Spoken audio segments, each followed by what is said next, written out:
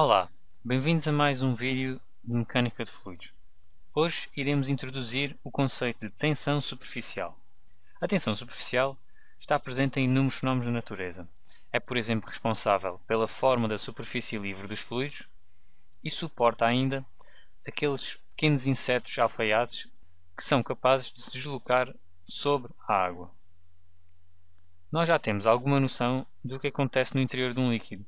Existem imensas moléculas que se movem em todas as direções, colidindo umas contra as outras. Vamos agora olhar com atenção para o que se passa na superfície do líquido.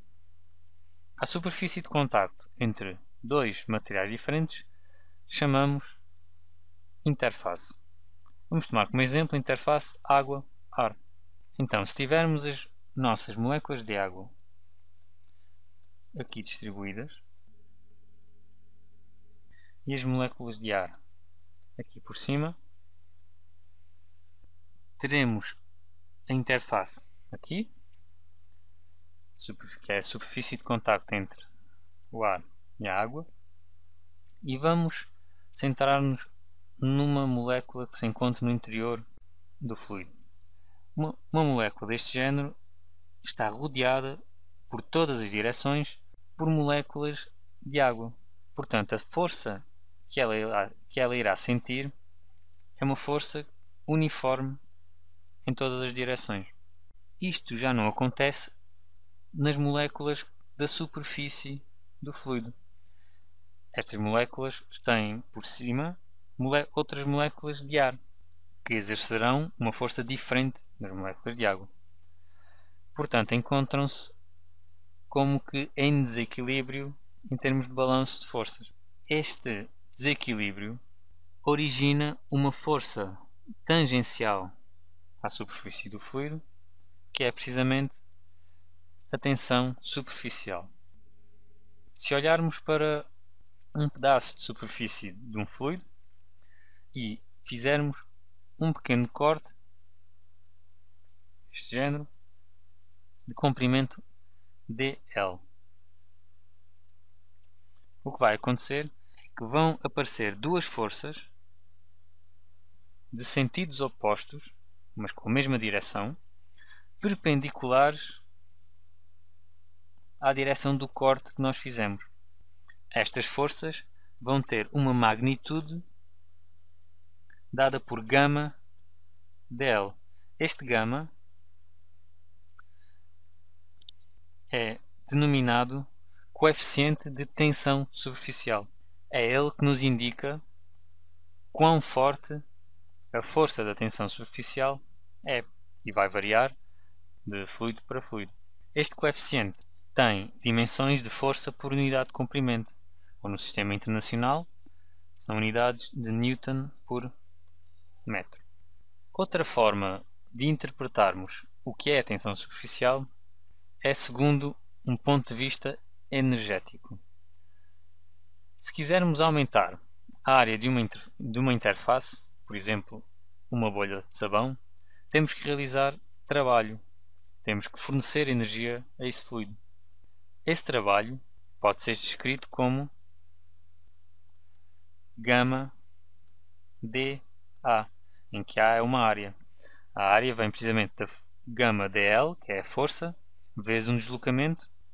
Portanto, podemos ver o coeficiente de tensão superficial como uma energia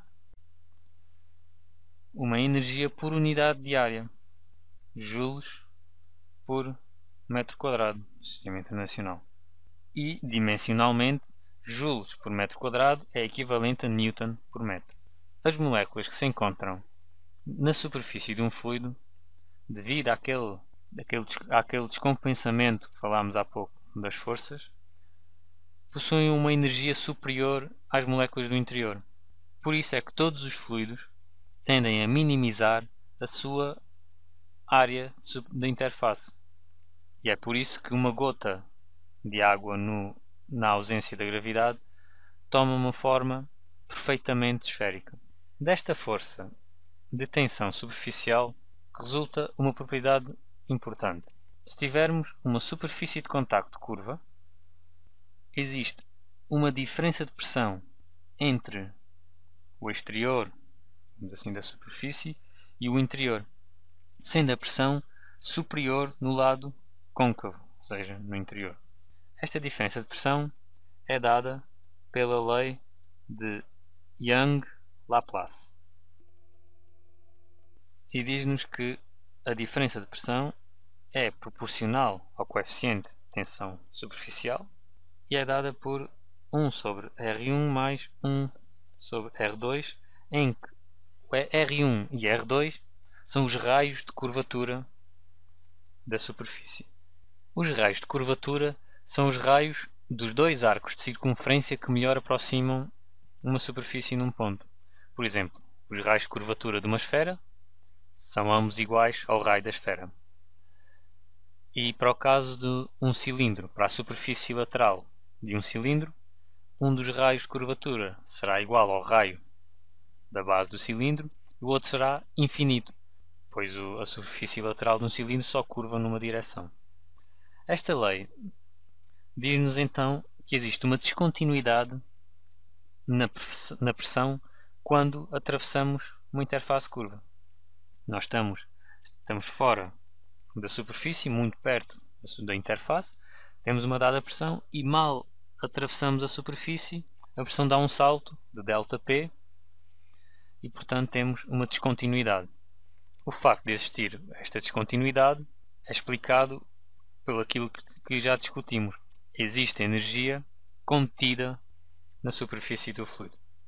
Esta lei baseia-se no simples facto de, numa superfície curva, a resultante das forças de tensão superficial possuir uma componente que é normal à superfície, contribuindo para a pressão. Ou seja, se nós nos concentrarmos neste ponto aqui,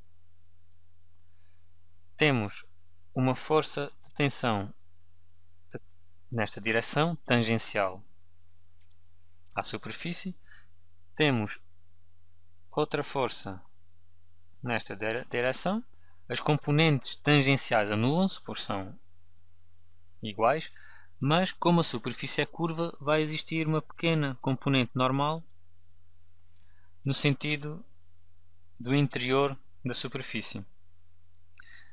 Esta resultante vai então contribuir para a pressão no interior da superfície. Vamos acabar por falar no ângulo de contacto entre fluidos e sólidos. Vamos imaginar agora o caso em que a interface contém não dois fluidos, mas dois fluidos e um sólido. É, por exemplo, uma gota d'água sobre uma mesa. O ângulo de contacto é o ângulo definido pela superfície da mesa e a superfície do fluido pelo interior. É este ângulo aqui. Este ângulo toma sempre o valor necessário para que as forças neste ponto de contacto se equilibrem em todas as direções. Quando este ângulo é inferior a 90 graus, dizemos que o fluido molha o sólido. Se o ângulo for superior a 90 graus, ele não molha o sólido. Por exemplo, no caso da água, ar, vidro, o ângulo de contacto é de aproximadamente 0 graus. Ou seja, teríamos o vidro aqui e temos a água como um ângulo de 0 graus. Portanto, a água molha o vidro. No caso do mercúrio, ar, vidro, o nosso ângulo de contacto é de cerca de 130 graus. Neste caso temos algo deste género, com um ângulo de 130 graus. E portanto o mercúrio não molha o vidro. Da minha parte é tudo. Espero que tenham gostado. Vemo-nos no próximo vídeo.